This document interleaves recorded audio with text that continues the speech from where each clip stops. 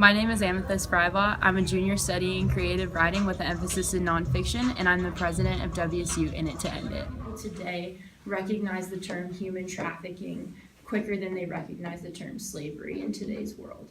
And so when you say to people like, oh, we're like looking to end slavery, not everyone's going to be receptive to that because, again, their mind goes back to the Emancipation Proclamation. And they think like, oh, we don't have that. Or like, oh, we're not like importing people anymore, which is like funny because we are. But I think like being able to articulate like human trafficking is a form of slavery, but it's not all of slavery. And that's like kind of a distinction that I think we have to like begin to make, so that when we're talking about sex trafficking, forced labor, labor trafficking, human trafficking, organ trafficking, like all of these different things as related to a system of slavery. I first encountered the issue of slavery when I was a sophomore in high school.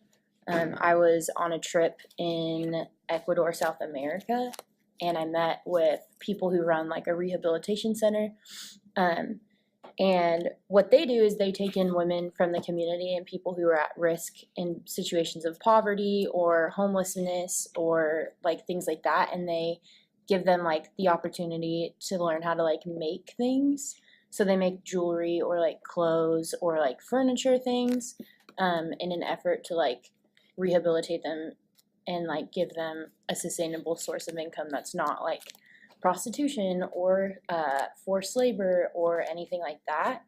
That was really the first time I had encountered it. I think like since then, everything that I've done in my life has been really shaped around the narrative that like I experienced while I was there.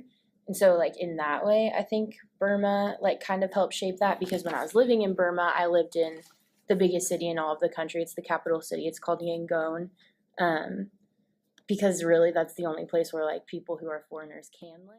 Human trafficking is any time that any person is forced or coerced into doing something that they don't want to do for the benefit or the profit for whoever is forcing them to do it.